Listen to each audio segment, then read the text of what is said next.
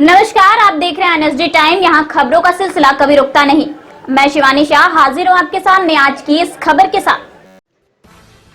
बलिया के फेफना विधानसभा क्षेत्र के विभिन्न गांवों को भ्रमण करते हुए एक बातचीत में पूर्व सांसद रमा शंकर विद्यार्थी ने बलिया जनपद के सभी सीटों को जिताने के लिए जनपद के सभी विधानसभा के लोगों से अपील की और कहा कि राजभर समाज का अगर कोई हितैषी है तो वह समाजवादी पार्टी ही है। इसीलिए मैं सभी राजभर समाज के भाइयों से अपील करता हूं कि अधिक से अधिक मत देकर विजयी हमें बनाएं ताकि हम सबका सम्मान बचा रहे। और मैं विश्वास नहीं वादा करता हूं कि आप लोगों के सम्मान में कहीं कोई कमी नहीं आएगी। हम हमेशा आपके साथ कदम से कदम मिलाकर चलने का काम करेंगे। आइए देखते हैं बलिया से हमारे संवाददाता असद की ये रिपोर्ट। आप लोग से इधर कहीं से कहा नाराज जी कहीं पहुंचे भैया, टाइम लगी। हम आपसे जानना चाहेंगे सर कि विधानसभा चुनाव होने हैं, प्रदेश के मुखिया चुनने हैं, और चूंकि आप आए भी हैं तो एक तरफ भारतीय जनता पार्टी देखा जाए तो राजभरों की लोगों कह रहे हैं, फिर आप अपनी पार्टी में समाजवादी पार्टी में कैसे कन्वर्ट कर पाएंगे सर? देखिए, सबसे पहले तो मैं आज यहाँ महमूदपुर में आया हूँ। हमारे बहुत अच्छे साथी थे धर्मपाल राजभर जी, जो होमगार्ड थे। कल उनकी एक्सीडेंट में दुखद मौत हो गई है। जी जी। तो उनके दुख को शामिल करने के लिए, उनके परिवार के साथ दुख बांटने के लिए आया हूँ जी। और क्योंकि वो होमगार्ड थे इसलिए होमगार्ड के कमांडेंट से भी मैंने यहीं से बात किया है कि इनको जो अहेतुक मिल सकता है दिया जाए। इनके परिवार के साथ मैं खड़ा हूँ जी। आप ये देखे होंगे जो आपने दूसरा सवाल किया है, इस बार प्रदेश में आप लोग तो लोकतंत्र के चौथे स्तंभ हैं जी। लेकिन इस बार जनता चुनाव लड़ रही है, जात रह ही नहीं गई। आप देखे होंगे भारतीय जनता पार्टी को 12 में, 17 में और 19 में जिस तरह से सारी जातियां खड़ा हो गई थी, उसी तरह से इस बार अखिलेश जी के लिए सारी जातियां खड़ी हो गई हैं। उसमें जात का कोई सवाल ही नहीं रह गया जी। तो अखिलेश जी के साथ केवल जातियां ही नहीं खड़ी हुई, गांव का रोजगार सेवक, आंगनबाड़ी, आशा कार्यकर्त्री, पुरानी पेंशन को लेकर कर्मचारी, किसानों पर किसान और महंगाई को लेकर आम जनता त्रस्त है, बेरोजगारी को लेकर नौजवान त्रस्त है। तो ये सभी लोग सत्ता को परिवर्तित करना चाहते हैं। और उत्तर प्रदेश का इतिहास भी रहा है कि 35 साल से लगातार दोबारा कोई मुख्यमंत्री नहीं हुआ, काम चाहे जितना भी किया।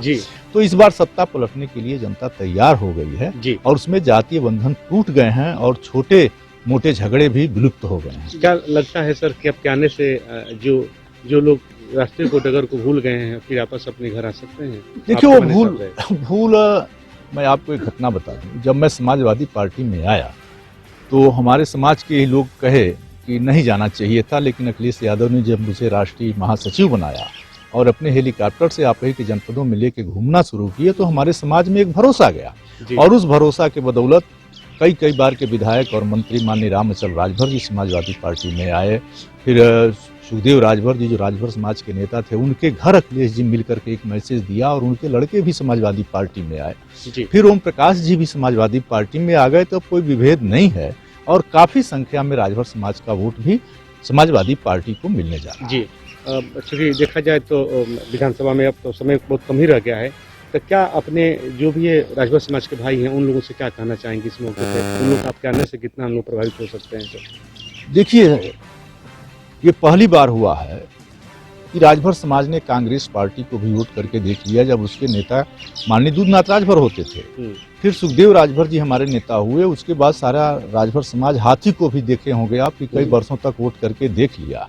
और पिछली बार राजभर समाज भारतीय जनता पार्टी को भी वोट देकर देख लिया। तो इस बार कह रहा है कि 5 वर्ष का समय है, इस बार हम समाजवादी पार्टी और गठबंधन को भी देके देख लें।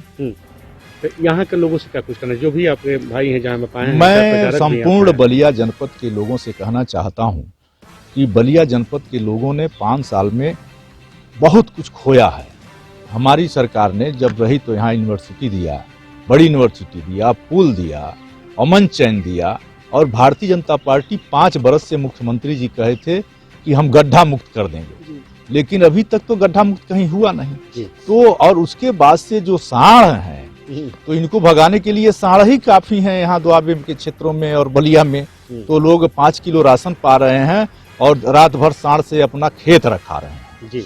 तो ये गुस्सा होगा और जनता इनको। सर, आपसे एक हमारा सवाल है कि इसके पहले तो आपने शायद बहुजन समाज पार्टी के वरिष्ठ नेता हुआ करते थे, आखिर में क्या कारण, क्या वजह हुआ कि जो आपने अब देखिए, बहुजन समाज पार्टी को लात मार के चाहे छोड़कर जो भी कुछ कह लीजिए, नहीं ऐसा कुछ नहीं है। सपा को ज्वाइन करने का काम किया इसमें? बहन कुमारी मायावती जी मान्यवर कांसी राम के रास्ते से भटक जी और उसी का परिणाम हुआ कि एक एक करके सारे बड़े नेता उनके साथ को छोड़ दिए और तब आज वो जब से वो चुनाव में उतर रही हैं, हर बार उनका वोट खिसक रहा है। तो उनके बारे में चूंकि हमारी नेता रही हैं और 4-4 बार यहाँ की मुख्यमंत्री रही हैं, मुझे कोई टिप्पणी नहीं करनी है, लेकिन इस बार कहना है कि संविधान बचाने के लिए संपूर्ण दलित समाज।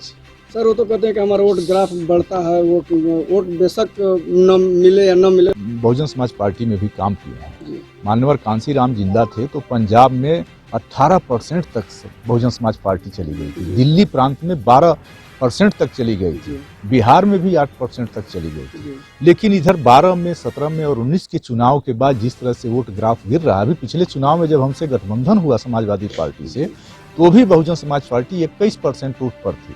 लेकिन आज संपूर्ण मीडिया ही चला रही है कि अब उत्तर प्रदेश में भी 10 से 12% वोट पर बहुजन समाज पार्टी सिमट जाएगी। तो वोट का ग्राफ गिरा है। आप जनता को नकार करके नहीं काम कर सकते राजनीति में। सर बीजेपी कह रहे हैं कि 2017 में चुनाव होते उसमें अब बुआ बबुआ के गठबंधन होने के बावजूद भी आप लोग बीजेपी को कुछ नहीं कर पाए, तो वो कहते हैं मैं आप अकेले क्या मैं आपकी भावना को समझ लिया और हमने गठबंधन किया था, लेकिन भाजपा में गए वोटों से गठबंधन नहीं किया।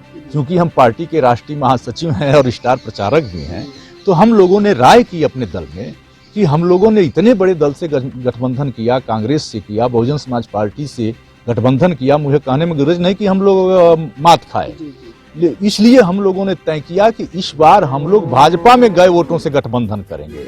तो उसका परिणाम हुआ, जब जयंत चौधरी जी से गठबंधन हुआ तो जाट हमारे साथ आया। जब वो केशव देव मौर्य जो महान दल के नेता हैं, उनसे गठबंधन हुआ तो केशव मौर्य के भारतीय जनता पार्टी से मौर्य समाज निकला। जब स्वामी प्रसाद मौर्य निकले तो निकला। उसी तरह से राजभर समाज के सारे नेता आ गए। तो जो भाजपा में गए वोट थे वह निकालने में हम इस बार कामयाब हुए हैं। और हाँ, विधानसभा के चुनाव में हम भाजपा में गए वोटों को, चाहे चौहान हो, राजभर हो, निषाद हो, कोई कुशवाहा हो, तो सारी जातियों के जो भाजपा में गए वोट थे उसको हम निकालने में कामयाब हुए हैं। और बोलना चाहिए हाँ, निकाल लिए हैं। इसी तरह से ब्राह्मण समाज के नेता पूरे पूर्वांचल में हरिशंकर तिवारी जी का बड़ा नाम है, बड़ा नाम है। और पूरे गोरखपुर मंडल में जिस तरह से जोगी जी ने ब्राह्मण समाज के साथ भेदभाव किया है और वो जातिवादी हो गए हैं, इसलिए आज ब्राह्मण समाज भी तो भाजपा में गए वोट हमने काट लिया है। तो जब भाजपा का सारा वोट हमने निकाल लिया तो भाजपा बचती कहाँ है। जी, इस मौके पे विधानसभा के लोगों से क्या आपकी अपील है सर? मैं संपूर्ण जनपद के सभी विधानसभाओं के लोगों से एक ही अपील करता हूं कि एक युवा मुख्यमंत्री को, अखिलेश यादव जी को वोट देने के लिए समाजवादी पार्टी के और गठबंधन के सभी उम्मीदवारोों को भारी मतों से जिताएं और एक खुशहाली वाली सरकार लाएं और इस प्रदेश को विकास की ओर ले जाएगा। बहुत बहुत धन्यवाद सांसद जी बात करने के लिए। क्या करिए ताकि हम लोग भी अपने दर्शकों को चला सके। और तो एक चर्चा का विषय बना हुआ कि राजभर जी आ गए हैं मैदान में, तो औरों प्रत्याशी में और आप में क्या अंतर है सर? बहुत सा अंतर है। मेरा 30 साल का अनुभव है, भारतीय सुहेलदेव जनता पार्टी के प्रत्याशी हूँ। 30 साल का राजनीतिक क्षेत्र में, मुझे क्षेत्र में परिचय नहीं कराना है, इसलिए मैं सभी लोग हमको गंभीरता से ले रहे हैं। युवा वर्गों के लिए सोच कर रखते हैं आप? बहुत से सोचे हैं रोजगार के लिए, जो अभी जीतते हैं तो रोजगार के लिए बहुत योजनाएं मेरे तरफ से रहेगा। जनता कहती है, ये विधानसभा की जनता ही कह रही है कि तमाम प्रत्याशी आते हैं मैदान में, वादे करके चले जाते हैं और जनता को छलने काम करते हैं। तो जनता बिल्कुल छलते हैं, लेकिन मैं दिन रात अनवरत यहाँ विधानसभा में चल रहा हूँ, 30 सालों से चल रहा हूँ। सभी लोग मेरा परिचित हैं, जो भी राजनीतिक क्षेत्र में रहते हैं, किसी भी दल के लोग, सभी लोग मुझे जानते हैं। जी, बहुत बहुत धन्यवाद बात करने के लिए। इस कड़ी में बस इतना ही। ताजा तरीन खबरों के लिए बने रहिए एनएसडी टाइम्स के साथ। मुझे दीजिए इजाजत, नमस्कार। एनएसडी टाइम्स के लेटेस्ट खबरों से अप टू डेट रहने के लिए चैनल को लाइक करें, शेयर करें, सब्सक्राइब करें और अंत में बेल आइकन दबाना ना भूलें।